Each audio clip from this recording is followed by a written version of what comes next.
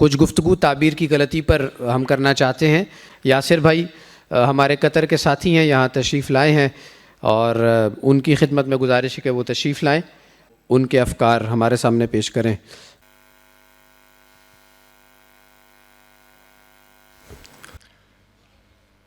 نحمده ونصلی علی رسولہ الکریم، اما بعد فاعوذ باللہ من الشیطان الرجیم، بسم اللہ الرحمن الرحیم۔ رب اشرح لی صدری ویسر لی امری واحلل عقدۃ من لسانی یفقہوا قولی واجعل لی وزیرا من اہلی، آمین یا رب العالمین۔ اللہم ارنا الحق حقا وارزقنا اتباعہ وارنا باطلا باطلا وارزقنا اجتنابہ، آمین یا رب العالمین۔ بہت ایک مشکل ذمہ داری اور بہت کم وقت کے ساتھ میرے حوالے کی گئی ہے، اور وقت اب مزید کم کر دیا ہے، تو میں یہاں پہ کرنے کیا آیا ہوں، اس کو میں جس طریقے سے سمجھا ہوں وہ آپ کے سامنے رکھنے کی سب سے پہلے کوشش کرتا ہوں۔ نمبر ایک، یہ ایک علمی اختلاف ہے۔ یہ سب سے ایک امپورٹنٹ بات ہے کہ یہ ایک علمی اختلاف ہے جس کو کہ ہم اس محفل کے اندر، جو مجھ سے پہلے تھے حسن بھائی، انہوں نے بھی بیان کیا اور میں آپ کے سامنے بیان کروں گا۔ کسی کی دل آزاری مقصود نہیں ہے، کسی بھی شخصیت کی یا آپ لوگوں کی دل آزاری میرا مقصود نہیں ہے۔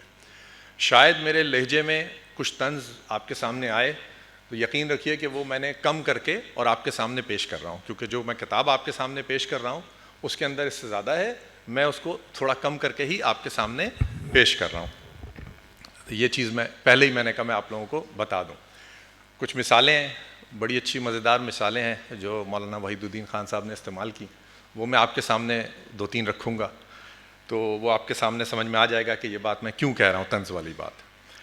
جن لوگوں کا بھی آج میں رد یہاں آپ کے سامنے کھڑے ہو کے کر رہا ہوں، علمی اختلاف، ان سے ساری زندگی محبت اور عقیدت کا رشتہ رہا ہے اور رہے گا، تو یہ ایک بڑی امپورٹنٹ چیز ہے۔ مقصد یہ ہے کہ آپ کو جگایا جائے اور آپ کے سامنے دونوں طرف کی بات رکھی جائے۔ سورہ صاد میں اللہ تبارک و تعالیٰ حضرت داؤد علیہ السلام کے حوالے سے کہتے ہیں کہ ایک طرف کی بات سن کے آپ فیصلہ نہ کریں۔ تو آج ہمارے سامنے یہ اسٹیج ہے، بہت بڑی بات ہے، حسن بھائی نے بھی یہ بات کہی، میں بھی یہ بات کہوں گا، بہت بڑی بات ہے کہ اس طریقے سے جو اختلاف ہے اس کو سامنے جو ہے وہ رکھنے کی کوشش کی جائے۔ یہ میں نے کہیں نہیں دیکھا۔ اچھا، اور اس سے ہوگا کیا؟ اس سے ہوگا یہ کہ ہم لوگ جب چھوٹے تھے، میں کم سے کم جب چھوٹا تھا تو چشمے آتے تھے لال رنگ کے، ہرے رنگ کے، تو ہم بڑے خوش ہوتے تھے کہ پوری کی پوری دنیا اس کو لگانے سے لال ہو جاتی تھی، پوری کی پوری دنیا اس کو لگانے سے ہری ہو جاتی تھی۔ تو یہ چیز میں آپ کے سامنے رکھوں گا کہ میں آپ کو قوس قزح کے سارے رنگ دکھاؤں، کوشش یہ ہوگی میری، تاکہ آپ وہ تمام رنگ دیکھیں۔ صرف کسی ایک علمی شخصیت اور اس کی تفسیر اور وہ جو آیات جو ہمارے سامنے آئیں، وہی قرآن، وہی حدیث، لیکن اس کو اس کے سارے جو مزید رنگ ہیں وہ آپ کے سامنے میں رکھنے کی کوشش کروں، ٹھیک ہے؟ یہاں آپ کے سامنے حسن بھائی نے، حسن صاحب نے بھی رکھا، اور میں یعنی جسے کہتے ہیں جن کتابوں کا مولانا وحید الدین خان نے ذکر کیا وہ تو ہیں، لیکن سب سے اوپر سب سے پہلے جو کتاب جس کو میں سمجھتا ہوں وہ مفردات القرآن ہے۔ جو بھی قرآن کا داعی ہے، جو بھی قرآن کو سمجھنے کی کوشش کرنے کے لیے پہلا اگر اسٹیپ لینا چاہتا ہے تو مفردات القرآن ایک بہت زبردست کتاب ہے امام راغب الاصفہانی کی۔ اس کے اندر قرآن کے جتنے الفاظ ہیں، اس کے جتنے معنی ہو سکتے ہیں، وہ تمام کے تمام انہوں نے جمع کیے ہیں۔ یہ کتاب جو ہے وہ مطلب نمبر ایک، یعنی جسے کہتے ہیں اس کتاب کو سب سے اوپر رکھیں، یہ ایک شیڈ ہے۔ مفسرین کے اندر ابن جریر، پھر اس کے بعد بحر المحیط عربک کی ایک بہت بڑی جسے کہتے ہیں تفسیر ہے، میرے خیال میں 22 والیومز کی ہے، وہ ہے۔ پھر اس کے بعد اور جسے کہتے ہیں امام رازی، ابن کثیر وغیرہ سے یہ ہم تمام ڈیٹیلز جو ہے وہ لیں گے ان قرآنی آیات کی، جس کو کہ میں آپ کے سامنے رکھوں گا۔ اور کچھ اس کے اندر چونکہ وقت کی کمی ہے، قطع و برید ہوگی، کچھ باتیں شاید آپ کو بے ربط بھی معلوم ہوں، تو مجھے اس کے لیے ایڈوانس میں جو ہے وہ معافی دے دیجئے۔ تو پہلی بات جہاں سے ہم شروع کرتے ہیں وہ یہ ہے کہ دین کا ایک نظام ہونا یہ بذات خود غلط نہیں ہے، لیکن جب نظام کو تصور کی حیثیت یہ دی جائے کہ یہی وہ جامع سبب ہے اور اس کے جتنے جو متفرق اجزاء ہیں اس کے اندر ایک کل کو جو ہے وہ سمو لے، یہ بات جو ہے وہ غلط ہو جاتی ہے، یہ بات جو ہے وہ صحیح نہیں رہتی۔ یہ فکر دین کی یہ فکر جو ہوتی، جب یہ فکر ڈیولپ ہوتی ہے تو یہ دین کی مطالعہ اس حیثیت سے کرتی ہے کہ وہ دنیا کا ایک نظام ہے، وہ زندگی کا ایک نظام ہے، ٹھیک ہے؟ یہ چیز ہمارے سامنے میرا جو مقصد ہے وہ یہ ہے کہ میں اس چیز کا رد کروں اور آپ کے سامنے دوسری تفسیر جو ہے وہ دکھاؤں. اب یہ دین کی جب ساری چیزیں ایک نظام، جب اصل چیز نظام ہے اور ہر چیز پھر اس نظام کے اجزاء بن جائیں گے، جو مقصد ہوگا وہ یہ ہوگا کہ وہ تمام کی تمام چیزیں جو کہ دراصل دین ہے وہ اس کے اجزاء بن جائیں. عقائد و ایمانیات اس لحاظ سے اس کے جز بنے کہ وہ نظام حیات کی فکری بنیادیں دے دیں. عبادات اس لحاظ سے اس کا جز بنے کہ وہ نظام کے کارکن یا مطلوب افراد تیار کرنے کے لیے ٹریننگ کورس کا کام کر رہی ہیں. باہمی سلوک اس لیے کہ وہ نظام سے وابستہ اشخاص کا اخلاقی ضابطہ جو ہے وہ کریٹ کریں. حقوق و قوانین اس لحاظ سے اس کا جز بنے کہ وہ اس نظام کی تمدنی بنیادیں جو ہیں وہ دے رہی ہیں. اسی طریقے سے خلافت و امارت اس لحاظ سے اس کا جز بنے کہ اس کے ذریعے سے نظام قاہرانہ ادارے کی صورت میں اپنے آپ کو بزور نافذ کرے. یہ وہ ایک پوری پکچر ہے جس کو کہ نیریٹو کہا گیا، یا کہ جس کو کہ یعنی یہ کہ تعبیر جو ان چار الفاظ کی گئی وہ آپ کے سامنے جو ہے وہ آتی ہے. مولانا وحید الدین خان اپنی کتاب میں جو بات لکھتے ہیں وہ یہ لکھتے ہیں کہ دین انسانی زندگی کا ایک مکمل نظام ہے اور اس پورے نظام کو بروئے کار لانے کے لیے جد و جہد کرنا وہ انسانی مشن ہے جو اہل ایمان کے سپرد ہوا. ٹھیک ہے، لیکن کتاب الہی میں کوئی ایک فقرہ بھی ایسا نہیں ہے جس سے اس نقطہ نظر کو واقعی طور کے اوپر اخذ کیا جا سکتا ہو. ٹھیک ہے، یہ وہ چیز ہے. اس سلسلے میں وہ پھر تمام باتیں ڈیٹیلز آئیں گی کہ جتنی بھی آیات آتی ہیں وہ اس کے اندر استدلال جو ہے وہ دوسرے طریقے سے کیا جاتا ہے اور ان کو یعنی جسے کہتے ہیں دوسرے طریقے سے ان آیات کو مطلب ان کا جو معنی ہے وہ دوسرا پہنا کے آپ کے سامنے لایا جاتا ہے. یہی بات ابھی حسن صاحب نے بھی کی ان دو آیات کے حوالے سے. اب وہ آگے یہ بات کہتے ہیں کہ اگر عملی اعتبار سے دیکھیے تو امت کی ساری تاریخ میں کوئی ایک شخص بھی ایسا نظر نہیں آتا جس نے اس ڈھنگ کے اوپر جامع انقلابی تحریک چلائی ہو. ٹھیک ہے، انہوں نے کہا کہ کہیں بھی ایسا نہیں ہوا کہ اسلامی انقلاب برپا کرنے کے لیے اور حکومت الہیہ قائم کرنے کی دعوت کے ساتھ کام کا آغاز کیا گیا ہو. یہ کام نہیں ہوا انکلوڈنگ حضور اکرم صلی اللہ علیہ وسلم. یہ چیز ہمارے سامنے آ گئی. اب میں آپ کے سامنے جو دین کا صحیح تصور ہے جو مولانا وحید الدین خان نے رکھا وہ آپ کے سامنے مختصراً میں بتا دیتا ہوں. انشاءاللہ یہ بات کمپلیمنٹ کر رہی ہے جو پیچھے تقریر ہوئی تو میں اس کو مختصر رکھوں گا کہ دین کا جو صحیح تصور ہے اور جس کے تحت ہم اس کے مختلف اجزاء کو بہت بہتر انداز میں سمجھ سکتے ہیں اور جو کسی خلا کے بغیر پوری اسلامی تاریخ کو ایک تسلسل میں جوڑ دیتا ہے وہ یہ ہے کہ دین کی اصل حقیقت خدا سے خوف و محبت، ولایت و توکل کا تعلق پیدا کرنا ہے اور اپنے اختیار کو خدا کے اختیار کے تابع کر دینا ہے. عابد اور مطیع ہو جانا لازمی طور پر اس کا تقاضا کرتا ہے کہ انسان کی زندگی اس بہترین کام میں لگائے جس کام کے لیے اللہ تبارک و تعالیٰ نے اس کو احکامات دیے. اس لحاظ سے تبلیغ حق اور نصرت دین کے سارے پہلو اس کے اندر شامل ہو جاتے ہیں. یعنی گویا دین کی حکمت جامع تعلق باللہ ہے اور دوسری تمام چیزیں اس کی اندرونی حقیقت کی مظہر یا اس کے تقاضے کی حیثیت کے ساتھ جڑتی ہیں، نہ کہ نظام. یعنی دین کی جو حکمت ہے وہ جامع تعلق باللہ ہے، یہ چیز ہے دین، نظام دین نہیں ہے. اور یہ چیز جو ہے وہ آپ کو اس کتاب کے اندر اور جو میرے پاس جو مقررین آئیں گے وہ یہی بات آپ کو سمجھائیں گے. اس کے بعد جو منصب رسالت نمبر 1961 میں شائع ہوا، اس کے اندر اس کتاب کا تعارف قرآن کی چار بنیادی اصطلاحیں کا اس طریقے سے کیا گیا کہ صحیح معنوں میں یہ فہم قرآن کی کنجی ہے. یہ کتاب پڑھ کر قرآن مجید پڑھیے، معرفت قرآن کے سارے دروازے کھل جائیں گے.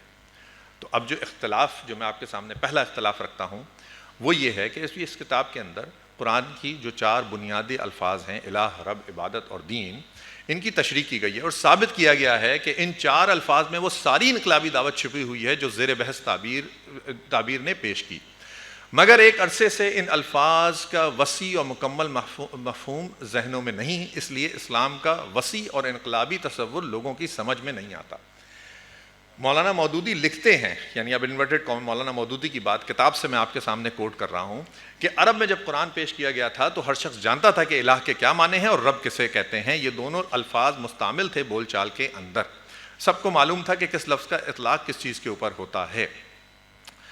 لیکن عبادت اور دین کے الفاظ بھی اس بولی میں پہلے سے موجود تھے، رائج تھے، سب کو معلوم تھا عبد کسے کہتے ہیں اور عبودیت کس حالت کا نام ہے اور عبادت سے کون سا رویہ مراد ہے اور دین کا کیا مفہوم ہے۔ آگے لکھتے ہیں لیکن بعد کی صدیوں میں رفتہ رفتہ ان سب الفاظ کے وہ اصلی معنی جو نزول قرآن کے وقت سمجھے جاتے تھے بدلتے چلے گئے۔ اس کے بعد آگے وہ سمجھاتے ہیں تمام چیزیں اور آگے لکھتے ہیں کہ نتیجہ یہ ہوا کہ قرآن کا اصل مدعا سمجھنا ہی لوگوں کے لیے مشکل ہو گیا۔ اب مولانا مودودی کی کتاب سے میں آپ کو دوبارہ سے کوٹ کر رہا ہوں، پس یہ حقیقت ہے کہ محض ان 4 بنیادی اصطلاحوں کے مفہوم پر پردہ پڑ جانے کی بدولت قرآن کے 3/4 سے زیادہ تعلیم بلکہ اس کی حقیقی روح نگاہ سے مستور ہو گئی۔ لوگوں نے ان 4 الفاظ کو صحیح طرح سمجھنا چھوڑ دیا جس کی وجہ سے 3/4 قرآن دراصل ان کے سمجھ میں آنا ہی بند ہو گیا، اور اسلام قبول کرنے کے باوجود لوگوں کے عقائد و اعمال میں جو نقائص نظر آ رہے ہیں ان کا بڑا سبب یہ ہے، اس کا بڑا سبب یہی ہے۔ لہٰذا قرآن کی مرکزی تعلیم اس کے لیے جو ہے وہ واپس آنا ضروری ہے کہ ہم اس کو سمجھیں۔ اب جو رد ہے اس کا سب سے پہلا جو رد مولانا وحید الدین خان نے ہمارے سامنے رکھا وہ یہ کہ ایسا نہیں ہوتا کہ یہ پہلی جو چیز یہ بات کہ پہلی صدی میں یہ بات موجود تھی، یہ معنی موجود تھا اور اس کے بعد اب پچھلی صدی کے اندر جا کے یہ معنی دوسری بار ابھرا۔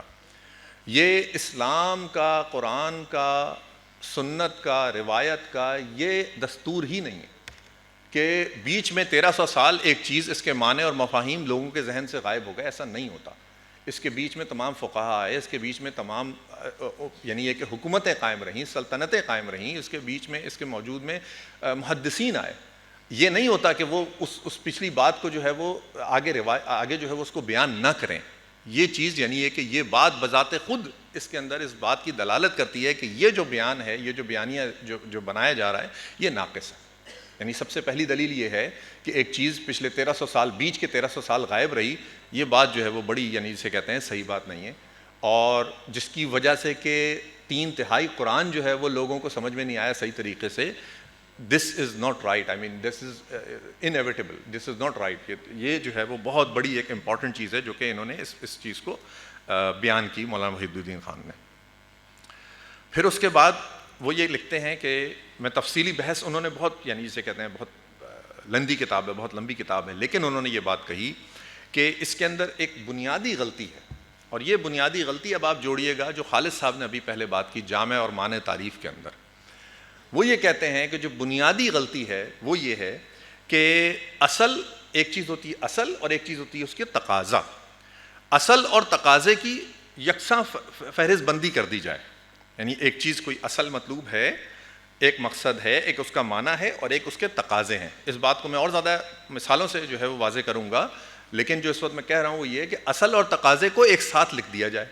دوسرا کام یہ کیا جائے کہ تقاضے کو اصل قرار دے دیا جائے اور دوسری چیزوں کو مفروع قرار دے دیا جائے، یعنی جو تقاضا تھا وہ نمبر 1 پہ چلا گیا اور جو اصل جو بات تھی وہ نیچے چلی گئی۔ پھر اس کو قرآن کی اصل دعوت کی حیثیت سے سامنے رکھنا۔ یہ 3 چیزیں ہیں، یہ 3 ڈسکورس ہے جو کہ ہوا ہے، جو کہ اس کتاب کے اندر یہ جو 4 الفاظ ہیں ان کے معنی بتانے کے اندر، ایکسپلین کرنے کے اندر، ان 4 کے اندر یہ بات شامل ہے۔ اس کو جو انہوں نے یعنی وہ کیا ہے، اس کو مزید اگزامپل بھی میں دیتا ہوں۔ وہ اگزامپل انہوں نے بڑی مزیدار دی ہے۔ وہ یہ کہتے ہیں کہ یعنی جو مصنف کے نزدیک یعنی مولانا مودودی کے نزدیک مذکورہ تمام معنی کے جمع ہونے سے جو چیز بنتی ہے جن کو الوہیت، ربوبیت یا عبادت یا دین کہا گیا ہے، مگر مختلف مقامات سے ایک لفظ کے مختلف استعمالات جمع کر کے ان کے مجموعے سے ایک واحد مفہوم اخذ کرنا اور اس کی بنیاد پر دین کی ایک جامع تصویر بنانا بالکل ایسا ہی ہے جیسے کسی کتاب میں محبت کی کہانی بیان کی گئی ہو، ایک جگہ لکھا گیا ہو کہ زید کو بکر سے شدید محبت ہے، کسی دوسری جگہ کچھ صفحوں کے بعد لکھا گیا ہو جب دونوں اسٹیشن پہ ملے تو زید نے بکر کو گلے لگا لیا، تیسری جگہ پہ یہ ذکر ہوا ہو کہ جب زید ایک بار جو ہے وہ بکر ایک بار زید کی بستی میں آیا تو اس کو اپنے گھر بلا کر اس نے کھانے کی دعوت دی۔ اب تینوں اقتصابات سے ایک پیراگراف میں جمع کر کے اور وہ شخص اس کتاب کے حوالے سے یہ بات کہے کہ محبت نام ہے 3 چیزوں کا، نمبر 1 گلے ملنا، نمبر 2 دعوت کرنا، نمبر 3 دل سے چاہنا۔ اب یہ بات آپ کنیکٹ کیجئے دوبارہ سے جو میں نے پہلی جو ابھی 3 جو باتیں کہی تھیں، ایک چیز ہے اصل اور ایک چیز ہے اس کی جو تقاضے. محبت اصل جو ہے وہ اس کے اندر یہ ہے کہ دل سے چاہنا. باقی اس کے تقاضے ہیں. جب ملوں گا تو میں اپنے دوست سے اس کو جو ہے کھڑے ہو کے استقبال کر کے السلام علیکم کہہ کے گلے ملا. آج میں آیا تو بہت سارے دوستوں سے ملاقات ہوئی. پھر اس کے بعد انشاءاللہ کوئی نہ کوئی دوست کھانا بھی کھلا دے گا. اب اگر میں کہوں کہ کھانا کھلانا اصل محبت ہے, کیا یہ بات صحیح ہے؟ نہیں, یہ بات صحیح نہیں.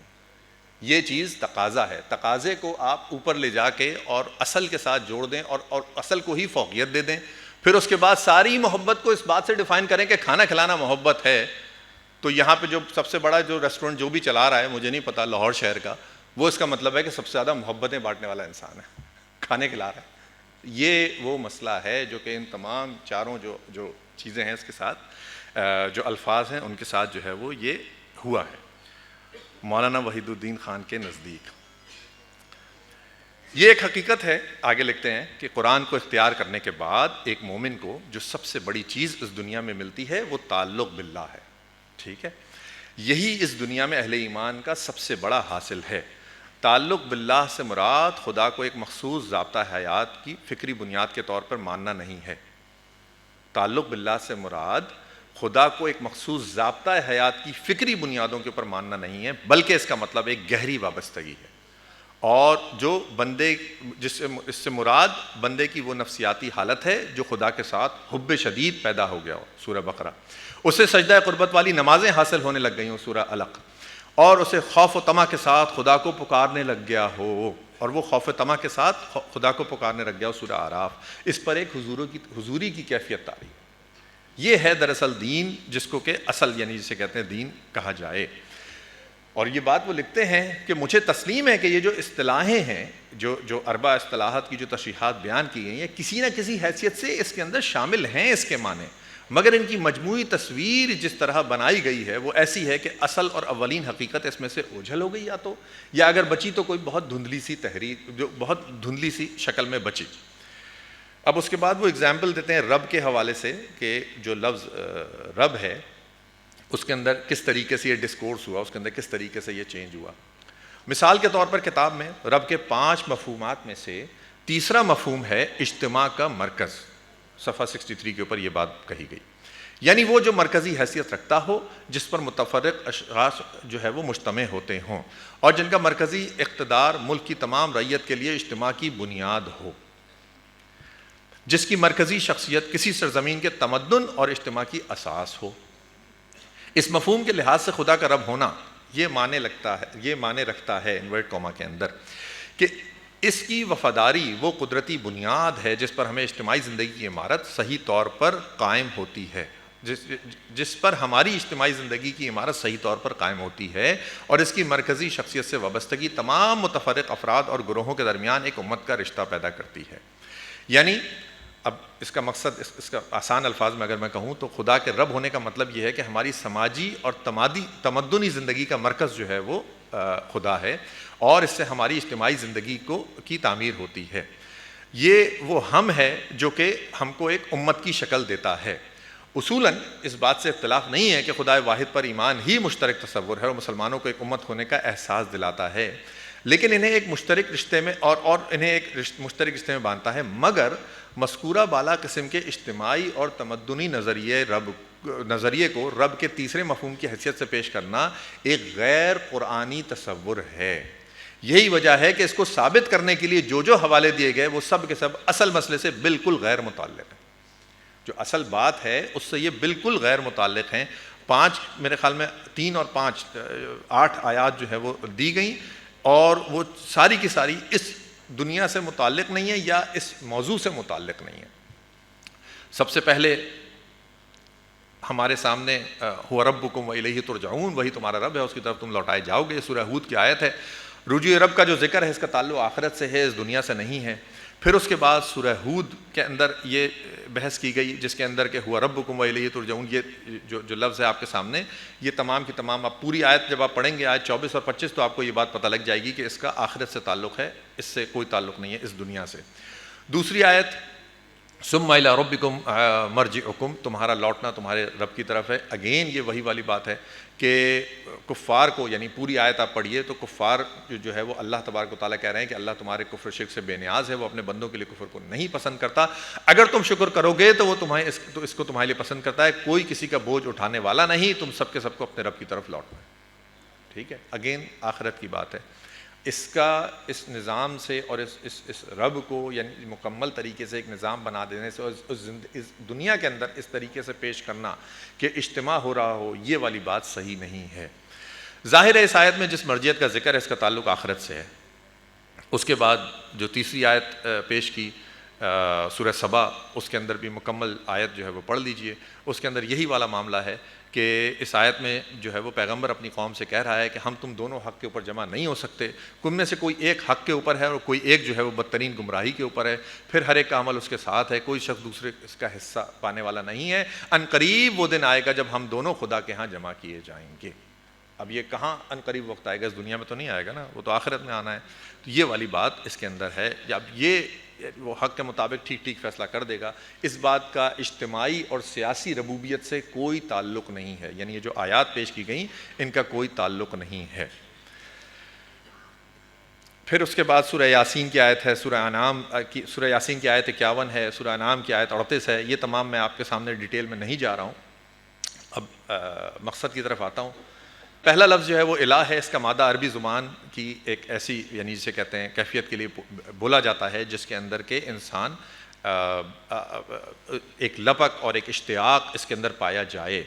الہ یلیہ، یہ تمام چیزیں اس کے یعنی مصدر ہیں. اور یعنی اگر آپ پڑھنا چاہیں اس کے اندر عربی زبان کی تفسیر ہے علامہ آلوسی کی، اس کے اندر انہوں نے بڑی پیاری طریقے سے اس لفظ کو جو ہے وہ ایکسپلین کیا ہے، بہت بہترین طریقے سے.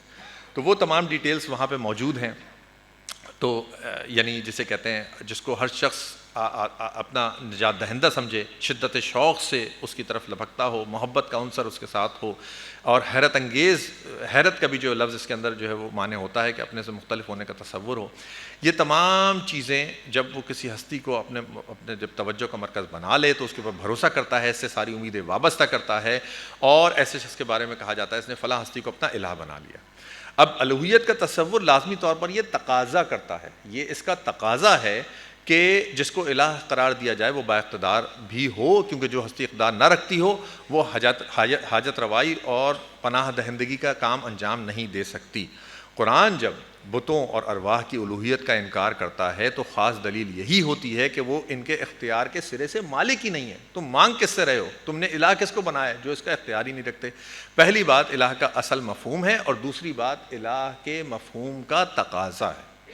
ٹھیک ہے، اب یہ وہ جو تین جو میں نے سب سے پہلے جو شروع میں بتائی تھیں آپ کو باتیں، وہ چیزیں آپ کے سامنے، اس سے آپ نے ہر چیز کو کنیکٹ کرنا ہے. ٹھیک ہے، ایک چیز ہے اصل بات الہ اور ایک چیز ہے اس کا تقاضا. تو پہلی بات یعنی جسے کہتے ہیں کہ جو اللہ سے انسان محبت کرے، اس کی طرف لپکے، وہ ایک چیز ہے، اور یقیناً اس اللہ کے پاس اس بات کا اقتدار ہو اور وہ جو ہے وہ کچھ دینے یا کچھ لینے کا جو ہے وہ اختیار رکھتا ہو، یہ اس کا تقاضا ہے. سمپل سی بات ہے.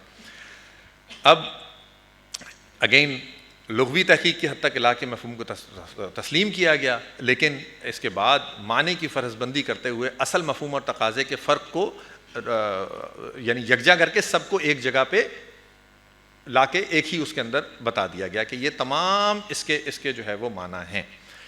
اب اس تشریح کے اندر، اب میں وہ تشریح دوبارہ نہیں پڑھ رہا ہوں، وقت کم ہے. اس تشریح کے اندر بالادست اور با اختیار ہونے کا تصور جو درمیان میں شامل کیا گیا ہے وہ حقیقی الہ کا تقاضا ہے، الہ کا لغوی مفہوم نہیں ہے. لغت کی آپ کوئی جسے کہتے ہیں وہ اٹھا کے دیکھ لیجئے، کسی مفسر کو اٹھا کے دیکھ لیجئے، یہ نہیں ہے. یعنی الہ کے لغوی اور بامعنی اقتدار ہونے کے نہیں ہیں، بلکہ الوہیت کے مستحق دراصل وہی ذات ہو سکتی ہے جو اقتدار اور اختیار رکھتی ہو. اب اس کے اندر اس کے درمیان یعنی جسے کہتے ہیں جو ایک منطقی رب ہے، یہ منطقی جو ربط ہے یہ ایک ہو سکتا ہے، لیکن آگے جو مولانا مودودی نے کوٹ ان کوٹ جو لکھا ہے وہ یہ ہے کہ پس الوہیت کی اصل روح اقتدار ہے. پس الوہیت کی اصل روح اقتدار ہے. یہ صفحہ 17 کے اوپر یہ بات لکھی ہے. وہاں وہ یہ بات اس کی پھر تنقید کرتے ہیں، وہ کہتے ہیں کہ بالکل جو اصل بات ہے وہ یہاں بالکل الٹ کر دی گئی. الوہیت کی اصل روح اشتیاق اور احتیاج کے جذبے کے تحت کسی طرف لپکنا تھا، یہ خود مولانا مودودی نے کہا، لیکن اس کے بعد اس کو ایک الگ رنگ دیتے ہوئے اس کی جو اصل ہے وہ کہیں اور پہنچا دی گئی، وہ اقتدار کی طرف پہنچا دی گئی. کیوں پہنچا دی گئی وہ آپ کو پتہ ہے، اس کے اوپر میں بات ابھی نہیں کروں گا.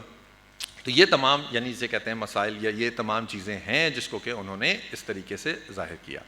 ان تمام آیتوں میں آگے لکھتے ہیں کہ الہ کے ساتھ اقتدار و اختیار کا ذکر خدا کے الہ صحیح ہونے کے لیے بطور دلیل آیا ہے، نہ کہ یہ بات بتانے کے لیے. اب وہ تمام جو آیتیں ہیں اس کو وہ پیش کر رہے ہیں سورہ فاطر کی آیت 3، اور اس کے اندر اللہ رب العزت کے الہ حقیقی ہونے کے بارے میں جو بطور استدلال جو بات کی گئی ہے وہ آسمان و زمین کے اقتدار کے حوالے سے ہے.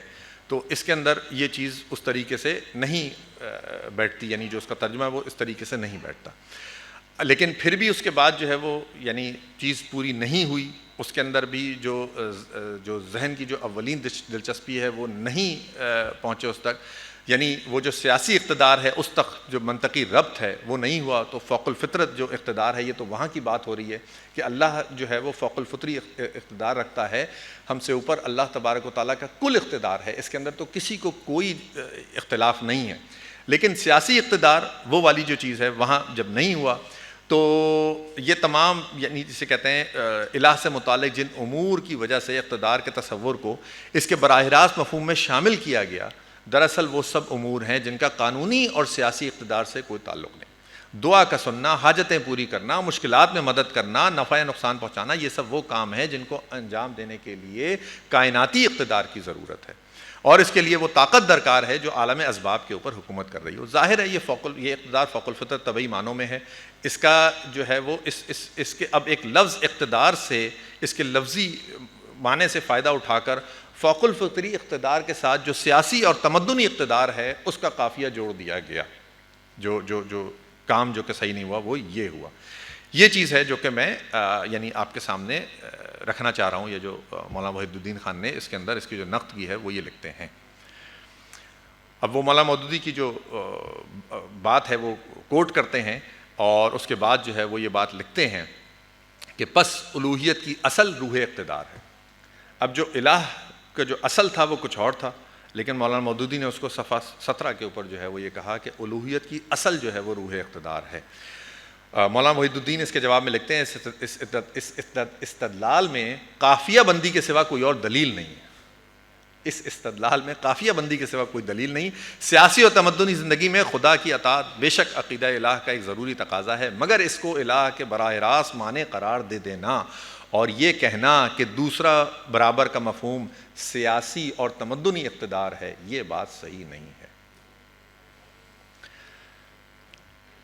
اب مزید انہوں نے جو آیات ہیں اس کے حوالے سے یہ تمام جسے کہتے ہیں چیزیں بیان کی ہیں.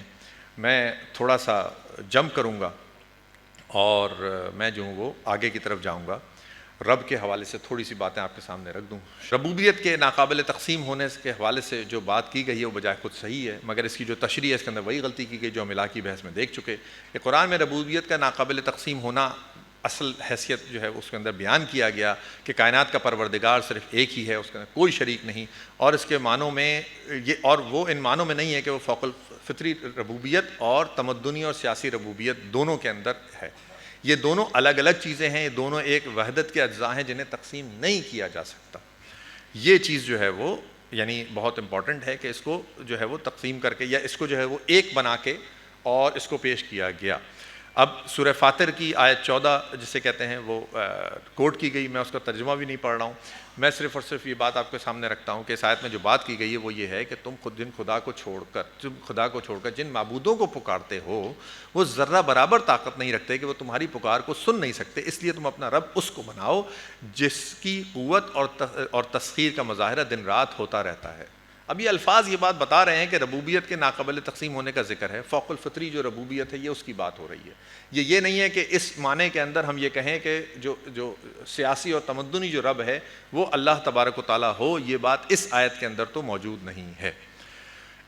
وہ اسی طریقے سے وہ یہ بات لکھتے ہیں کہ جب مصنف کا مدعا جو ہے وہ اس بات سے ثابت نہیں ہو سکا کیونکہ اس آیت میں رب کا لفظ سیاسی و تمدنی ربوبیت کے معنی نہیں ہے. مثلا قوم عاد کی گمراہیوں کے حوالے سے جو ہے وہ بات کی گئی اور اس کی مثال پیش کی گئی. اور قرآن اس فقرے کا جو ترجمہ قرآن کی بنیادی اصطلاح میں لیا گیا وہ یہ کہ عاد ہیں جنہوں نے اپنے رب کے احکام کو ماننے سے انکار کر دیا.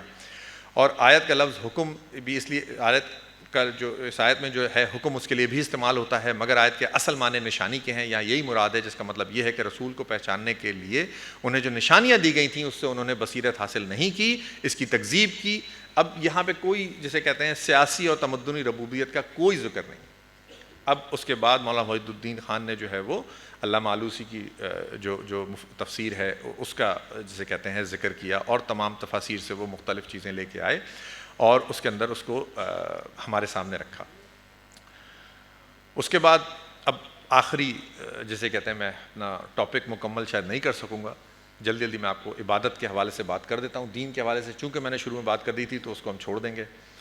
تو عبادت کے اندر یہ ہوا ہے کہ جو اس کی جو ترجمہ ہے وہ بالکل صحیح، اور اس کے جو اصل معنی ہیں وہ صحیح بیان کیے گئے، خضوع اور تذلل کے ہیں، جس کے اندر تابع ہو جانا، رام ہو جانا، اپنی ول کو اللہ کی ول کے آگے سرنڈر کر دینا، یہ تمام چیزیں اس کے اندر موجود ہیں. قلبی جھکاؤ، اندرونی احساس عجز، یہی جو ہے وہ عبادت کی اصل ہے. اور یعنی جسے کہتے ہیں اپنے معبود کا تابع فرما بردار بن جانا اور اس کی اطاعت کرنے لگنا. اب جو اس کے جزو بنتے ہیں اس کے لیے جو اس کی تعبیر، اس کے ذہن میں جو عبادت کی تصویر جو ایک پیش کی گئی وہ بالکل الٹ گئی. جو کچھ اصل تھا وہ ایک تقاضا بن کے رہ گیا، جو تقاضا تھا وہ سب سے اوپر آ گیا. پھر اس کے بعد وہ پوری بات انہوں نے کوٹ کی ہے کہ لغت سے عبادت کے 5 معنی نقل کیے، اور اس کے بعد جو ہے وہ مولانا مودودی نے ان تمام باتوں کو اس طریقے سے کیا کہ وہ نمبر 1 بندگی و غلامی، نمبر 2 اطاعت کا تصور، نمبر 3 پرستش. اب یہ بظاہر ایک سہ رکنی فہرست ہے اور عبادت کا اصل مفہوم اور تقاضا دونوں اس کے اندر موجود ہیں، مگر ترتیب پوری کی پوری الٹ دی گئی ہے. بندگی یا اطاعت جو عبودیت کا خارجی مظہر ہے، اس کو تشریح میں اس کے اندر سب سے پہلے اس کو لے آیا گیا. یہ چیز جو ہے وہ بہت یعنی امپورٹنٹ ہے، یہ نقطہ جو ہے وہ بہت امپورٹنٹ ہے کہ سب سے پہلی جو چیز تھی وہ بندگی و پرستش، وہ جسے کہتے ہیں بندگی و غلامی، اس کے بعد اطاعت اور پھر اس کے بعد پرستش. اب یہ جو لسٹ ہے، یہ جو فہرست ہے، یہ اپ سائڈ ڈاؤن ہے. یہ چیز جو ہے وہ بہت امپورٹنٹ ہے، اس چیز کو انہوں نے ہائی لائٹ کیا ہے. اچھا، اور ایک چیز اور اس کے اندر جس کو میں پچھلی جو تقریر تھی احسن صاحب کی، اس سے بھی میں یہ کروں گا، لنک کروں گا کہ یہ تمام چیزیں انڈیویجولس یا انفراد کے لیے ہیں. یہ چیز ہمارے ذہن میں رہنی چاہیے. قرآن کی آیات کا جو مطلب ہے وہ یہی ہے. اب اس آیت کے یعنی سورہ کہف کی جو آخری آیت ہے اس کے حوالے سے جو اپنے رب کی ملاقات کا امیدوار اسے چاہیے کہ عمل صالح کرے، اپنے رب کی عبادت میں کسی کو شریک نہ کرے. اب اس آیت کے آخری فقرے میں جو ترجمہ جو کتاب میں لکھا گیا ہے وہ یہ لکھا گیا ہے کہ اپنے رب کی عبادت میں کسی اور کی عبادت شریک نہ کرے. یعنی جو آیت ہے اس کا جو ترجمہ مولانا مودودی نے کیا وہ یہ کیا کہ اپنے رب کی عبادت میں کسی اور کی عبادت کو شریک نہ کرے. اب اس سے ہوا کیا؟ یعنی یہ بات یہاں نہیں کی جا رہی کہ جو زندگی کے پورے نظام اور جو مفصل اور مکمل عبادت تمہیں کرنی تھی اس کے حصے بکھرے نہ کرو. یہ بات یعنی جسے کہتے ہیں اس طریقے سے کی گئی. جبکہ اس کا جو مطلب ہے یعنی جو اصل جو بات ہے وہ یہ ہے کہ جو مطلب نکال لیا گیا ہے وہ یہ ہے کہ اس میں قرآن اپنی پوری کی پوری دعوت جو ہے وہ پیش کر رہا ہے. یعنی یہ کہ فرشتے سے لے کر تمدنی اور سیاسی زندگی تک ہر جگہ احکام الہی کی تعمیل کی جائے. یہ بات اس طریقے سے نہیں ہے. اور اصل بات جو اللہ تبارک و تعالیٰ کہہ رہے ہیں شاید میں وہ یہ ہے کہ خدا کی عبادت جو تم کرو اس میں کسی اور کو خوش کرنے کا خیال تمہارے دل میں نہیں آنا چاہیے، بلکہ عبادت بالکل لوجہ اللہ ہونی چاہیے. اور آیت کا یہی مفہوم روایات اور مفسرین وغیرہ کی تشریح سے یہی بات جو ہے وہ سامنے آتی ہے. جو ترجمہ جو میں نے آپ کو بہت 2-3 بار ایمفسس کر کے ہائی لائٹ کیا وہ ترجمہ بھی صحیح نہیں ہے. مولانا وحید الدین لکھتے ہیں کہ یہ جو ترجمہ کیا گیا یہ بھی صحیح نہیں ہے. اس آیت کا یہ ترجمہ نہیں ہے کہ اپنے رب کی عبادت میں کسی اور کی عبادت کو شریک نہ کرے، بلکہ صحیح ترجمہ یہ ہے کہ اپنے رب کی عبادت میں کسی اور کو شریک نہ کرے. اس ایک لفظ عربی زبان کے اندر بھی یہاں پہ 2 بار عبادت کا لفظ نہیں آیا جس کو مولانا مودودی نے اختیار کیا، اور اردو زبان کے اندر میں نے آپ کے سامنے رکھا. اس سے یہ چیز یعنی جو اصل جو چیز ہے وہ پیچھے رہ جاتی ہے اور جو فروع ہے وہ جو ہے وہ سامنے آ جاتی ہے. یہ چیزیں کچھ تھیں جو کہ میں نے آپ کے سامنے رکھیں اور رکھنے کی کوشش کی تاکہ ہم ان چیزوں کو سمجھیں اور یقیناً اس کو جو ہے وہ پھر اس کے اندر جو ہے وہ ہم اس کو یقیناً اس کے بارے میں اس کے حوالے سے جو چیز سوال ہیں وہ بھی آپ کے سامنے جو ہے وہ آ جائیں گے.